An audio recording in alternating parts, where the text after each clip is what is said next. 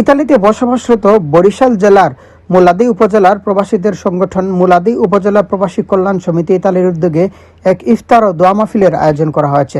অনুষ্ঠানে সংগঠনের সভাপতি ও সাধারণ সম্পাদক উপস্থিত প্রবাসীদের উদ্দেশ্যে বক্তব্য রাখেন। তারা সংগঠনের বিগত দিনের বিভিন্ন কল্যাণমূলক কার্যক্রমের কথা তুলে ধরেন এবং প্রবাসে বসবাসরত মুলাদি উপজেলার মানুষের পাশে থেকে কাজ করার প্রত্যয় ব্যক্ত করেন। এবং আমাদের দোয়া করবেন যাতে আমরা ভবিষ্যতে আপনাদের পাশে থাকতে পারি যে কোনো কল্যাণমূলক কাজের জন্য।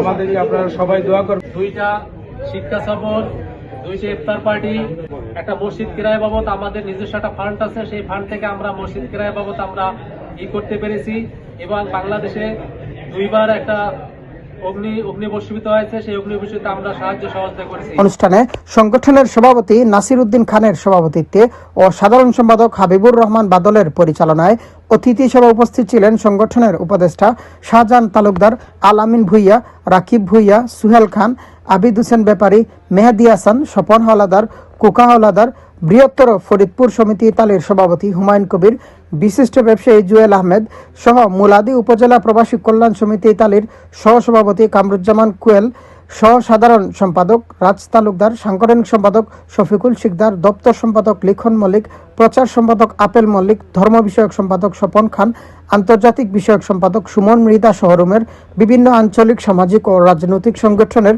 নেতৃবৃন্দ। বক্তারা বলেন, প্রবাসে থাকা সত্ত্বেও দেশের মানুষের জন্য কাজ করা এবং প্রবাসীদের বিভিন্ন সমস্যায় পাশে দাঁড়ানোই সংগঠনের মূল লক্ষ্য। ভবিষ্যতেও প্রবাসীদের স্বার্থ রক্ষায় ঐক্যবদ্ধভাবে কাজ করার আহ্বান জানান তারা। ইফতার মাহফিলে রুমের বিভিন্ন স্থান থেকে মুলাদি উপজেলার প্রবাসীরা অংশগ্রহণ করেন। পরে দেশ, জাতীয় মুসলিম উম্মার শান্তি, সমৃদ্ধি এবং প্রবাসীদের কল্যাণ কামনা করে বিশেষ দোয়া মুনাজাত করা হয়।